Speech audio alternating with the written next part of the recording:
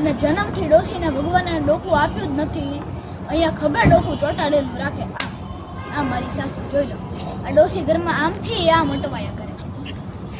ભાઈ બધા આવીને આ એક જ સવાલ પૂછે છે કે પરણેલા છીએ કોને કહીએના પુસ્તકને અદ્ભુત સફળતા કેવી રીતે મળે. મેં મારા પહેલા જ પાને એવું લખ્યું છે કે જે જન્મે છે એ મરે છે અને જે પરણે છે એ રોજે રોજ મરે છે. ઓહો સાહેબ, આવું જ્ઞાન તો મોરારી બાપુ નથી આપતા, એટલે જ તો મેં મારું પુસ્તક બાપુને અર્પણ કર્યું છે. લગ્ન પહેલા પુરુષ અને સ્ત્રી બંને વચ્ચે લાડ થાય છે. લગ્ન પછી સ્ત્રી પુરુષનું સલાડ કરે છે. વોટ ઇઝ બૈરી? અને પાછા ગુજરાતીમાં લોચા છે. બૈરી बहरी बहरी जो बिना मतलब के वर के पत्थर खांडती है ना वो. व्हाट? प्रियकांत उपाध्याय, इसको बोलते हैं वाड़ लिया. નમસ્કાર, આપ સૌનું સ્વાગત છે મારી ચેનલ બિલબમ વ્યાસ છોટુ આર્ટિસ્ટ પર. બહુ લાંબા ગાળા પછી હું આ વિડીયો અપલોડ કરી રહ્યો છું, કારણ કે મને ડેન્ગ્યુ થઈ ગયો હતો. પણ આપ સૌના આશીર્વાદથી ફરીથી હું રિકવર થઈને આપ સૌની સમક્ષ એક વિડીયો રજૂ કરું છું. અને આ નાટક હું પહેલી વાર આપ સૌની સમક્ષ રજૂ કરું છું. આ પહેલાં કોઈ પણ વાર મેં પ્રોગ્રામમાં આ નાટક રજૂ નથી કર્યું. અને વિડીયોના છેલ્લા લાસ્ટમાં જ્યારે ગુજ્જુભાઈ એટલે કે સિદ્ધાર્થ રાંદેરિયા અને તેજલ મેમ જ્યારે ભાવનગર આવ્યા હતા, ત્યારે મેં એમની સમક્ષ એક પરફોર્મન્સ રજૂ કર્યું હતું. તેની પણ એક નાની એવી ક્લિપ લાસ્ટમાં મેં મૂકી છે, તો વિડીયો આખો જોજો. ચેનલને સબસ્ક્રાઈબ કરી દેજો. જો વિડીયો ગમે તો લાઈક કરજો અને બને તેટલાને શેર કરજો. હેલો એવરીવન, હું પત્રકાર પ્રતાપ પોપટ. હું આવ્યો છું પ્રિયકાંત ઉપાધ્યાયના ઘરે. આજે દરેક ગુજરાતીઓનો ગર્વનો દિવસ છે, કારણ કે ગુજરાતના અદ્ભુત પ્રોફેસર પ્રિયકાંત ઉપાધ્યાયના પરણેલા છીએ કોને કહીએના પુસ્તકને અદ્ભુત સફળતા મળી છે. એટલે એક પત્રકાર તરીકે તેમનો ઇન્ટરવ્યૂ લેવાની તક મને મળી છે. તો વેલકમ પ્રિયકાંત ઉપાધ્યાય. ચાલ ચાલ મંજુ, ધોબી આવી ગયો, કપડાં આપી દે. અરે હું ધોબી નહીં, હું છાપા વાળો છું. અચ્છા ચાલ ભાઈ, પસ્તી આપી દે. અરે હું પત્રકાર છું, ઇન્ટરવ્યુ લેવા આવ્યો છું કે તમારા પરણેલા છીએ કોને કહીએ ને પુસ્તકને અદ્ભુત સફળતા કેવી રીતે મળે. ભાઈ મારે ઇન્ટરવ્યુ નથી આપવું. ચાલો તું, મને અત્યારે કોલેજ જવામાં મોડું થાય છે, કાલે એપોઇન્ટમેન્ટ લઈને આવજે. અરે હું અપોઇન્ટમેન્ટ લઈને જ આવ્યો છું, હું પ્રતાપ પોપટ, પત્રકાર. અરે હા હા, ચાલ ભાઈ ઇન્ટરવ્યુ લે અને પછી ફટફટ ઉડી જા.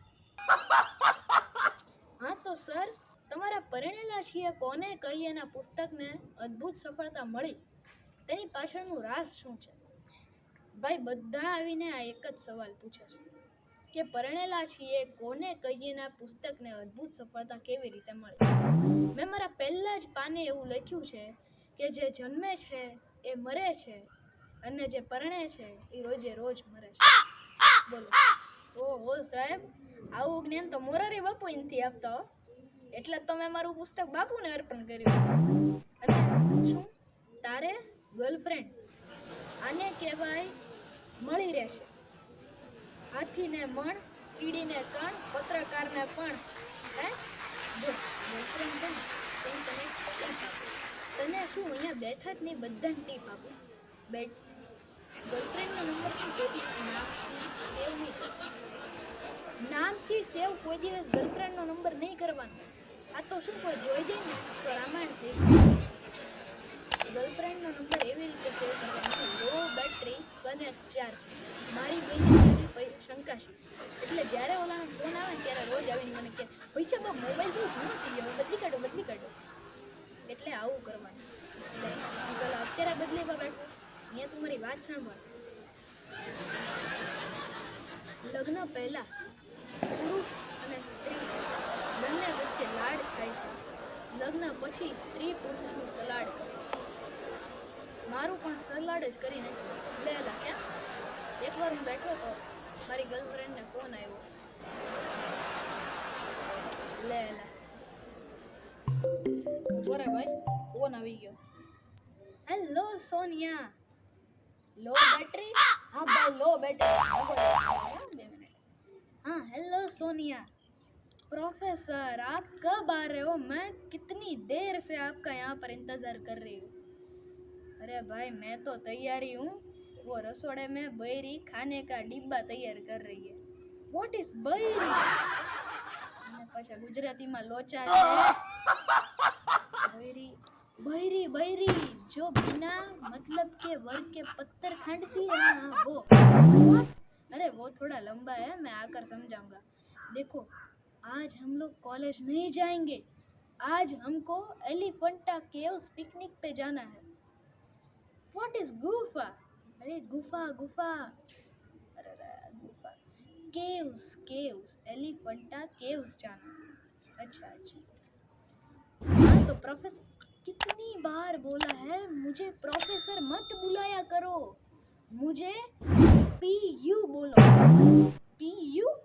प्रियकांत उपाध्याय, इसको बोलते हैं वाड़ लिया। देखो अभी हमको एलिफेंटा केव्स जाना है ना, तो बोट में जाना पड़ेगा। क्या जाऊँ છે બોટમાં? આ ક્યાં આવી?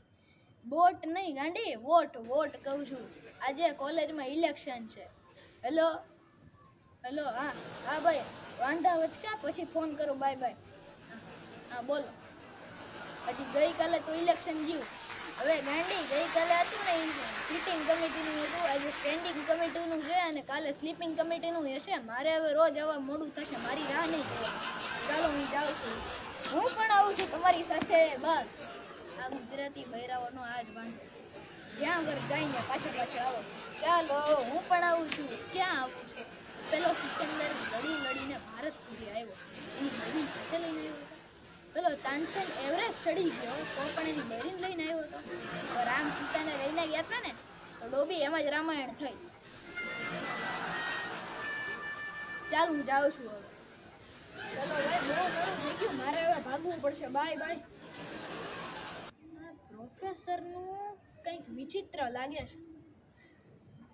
આજકાલ રોજ રાત્રે તકિયાની નીચે ફોન સંતાડીને સૂવે છે અને સવારે રોજ પરફ્યુમ લગાડીને કોલેજે જાય છે। એક્સ્ટ્રા ટ્યુશન, ઇલેક્શન, ચૂંટણીને એવું કંઈક કરીને રોજ રાત્રે મોડા આવે છે। દાળમાં જરૂર કંઈક કાળું છે, શોધી કાઢીશ, હું શોધી કાઢીશ। મિત્રો, દરેક પત્નીઓને એક ગોડ ગિફ્ટ હોય છે।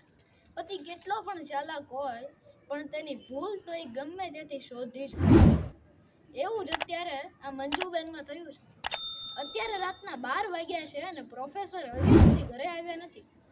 મંજુબેન અહીંયાથી ચિંતાના ઓગળે છે અને ખરેખર આવી સિચ્યુએશનમાં તો એક તો ભડાકો થવો જ જોઈએ, જે હું કરીશ। આ સ્ટોરીની અંદર એક વિલન પણ હોવો જ જોઈએ। એ પાછો લેડી વિલન છે, બહુ જ ખતરનાક। નામ છે એનું હકુભાઈ। હમણાં રોડ ઉપર પડી ગયા એટલે મેં એમને ઊભા કર્યા, તો મને કે તે મને ઊભી કરી, હવે ભગવાન તને ઊભો કરશે। તો આવા છે આપણા હકુભાઈ, હું એમને મોકલું છું। રામ જાણે અત્યારે ક્યાં ભટકતા હશે। રોજ જે રાતના 12 વાગ્યા પહેલા ઘરે આવતા નથી, અને આજનું નહીં, રોજે રાત્રે રોજ મોડા જ ઘરે આવે છે અને કોક વાર તો અહીંયા ડ્રોઈંગ રૂમમાં સોફા ઉપર સૂઈ જાય છે। બોલો, મેં એકવાર એમને પૂછ્યું કે મારી સાથે બેડરૂમમાં કેમ નથી સૂતા, તો મને કે ડૉક્ટરે ટેન્શન સાથે સૂવાની ના પાડી છે। બોલો, પણ આટલું મોડું થાતું કેમ હશે એમને? ક્યાંક એક્સિડન્ટ તો નહીં થઈ ગયું હોય ને? ના ના, મને સફેદ સાડી જરાય સૂટ નથી થતી। તો શું ડાન્સ બારમાં કરતા હશે મિત્રોની સાથે, અને બહુ નાચી ગાઈને આટલી બધી પાર્ટી કરતા હશે? ના ના, પાર્ટી કઈ થોડા કરતા હશે। આવી ગયા લફડે બાજ। યાર હું મને લફડે બાજ કે છો હે? લે હકુ ભાઈ, તમે અત્યારે આ તો અત્યારે જ છે ને, રાતના 12 વાગે આ ઉંમરે મારે ભટકવું ક્યાં? પણ મને એમ થયું કે આ સમયે તમે કેમ ભાઈ તું આટલી ચિંતાવાળી લાગે છો? અરે 12 વાગી ગયા છે અને પહેલા હજી સુધી આવ્યા નથી। દાળમાં કાળું તો જરૂર છે। હમણાં જ તેમણે પુસ્તક લખ્યું છે, કરેલા છીએ કોને કહીએ, અમુક અમુક એમના ખાના ગોત, ત્યાંથી પુસ્તકમાંથી છોકરીનો ફોટો ન નીકળે। ઉભા રહે હું ગોતું, નથી। પણ એવું કરી જ ન શકે. અરે તું જો હજી બીજી બુક નીચે પડી હોય. આમાંય નથી. અરે અચ્છે તું હજી જોતો ખરા નીચે એમ. અરે આમાંય નથી. અરે મને પાકી ખાતરી છે કે એક બુકમાંથી છોકરીનો ફોટો નીકળશે જ તે. અરે આટલી ઉંમર થઈ, હું ભણી નહીં પણ ગણી બહુ છું. તું ગોત, મને ખબર છે. સાચું છોકરીનો ફોટો નીકળ્યો. જો મેં કીધું તું ને, જેવું મેં વિડીયોની શરૂઆતમાં કીધું તું કે વિડીયોના લાસ્ટમાં હું તેજલ મેમ અને સિદ્ધાર્થ સર જ્યારે ભાવનગરમાં આવ્યા હતા ત્યારે એમની સામે જે પરફોર્મન્સ કર્યું હતું તેની એક નાની એવી ક્લિપ તમને રજૂ કરીશ. તો એવી જ રીતે હું તમને એ ક્લિપ અહીંયા રજૂ કરું છું, તમે જોઈજો. આ બાજુથી લે. મારી સાસુ હોવા જેવી છે સાહેબ. તમે મારી સાસુને જો ને તમે અબક થઈ જાવ. થોડુંક મોટેથી બોલ. સાસુ 3.5 ફૂટની મટકી, મિની આતંકવાદી જોઈ લો, ટેરરિસ્ટ લેડી. એના 2 પગ છે ને વાંકા છે. મારા સસરા એને સ્કૂટર ઉપર એટલી ફેરવીને આ પગ જ આમ વાંકા થઈ ગયા, બોલો. અને જન્મથી ડોસીને ભગવાને ડોકું આપ્યું જ નથી. અહીંયા ખબર ડોકું ચોંટાડેલું રાખે. આ મારી સાસુ જોઈ લો. આ ડોસી ઘરમાં આમથી આમ અટવાયા કરે. જગદીશ કુમાર, ઘરમાં સ્પિલિટ એસી નખાવો, મને બફારો થાય છે. તારા બાપનું માલ સ્પિલિટ એસી નખાવું.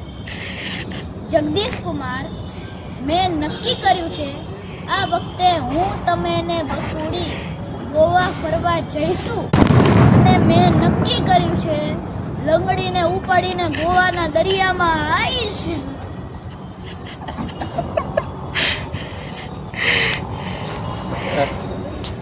Very nice. Very good. બિલવો.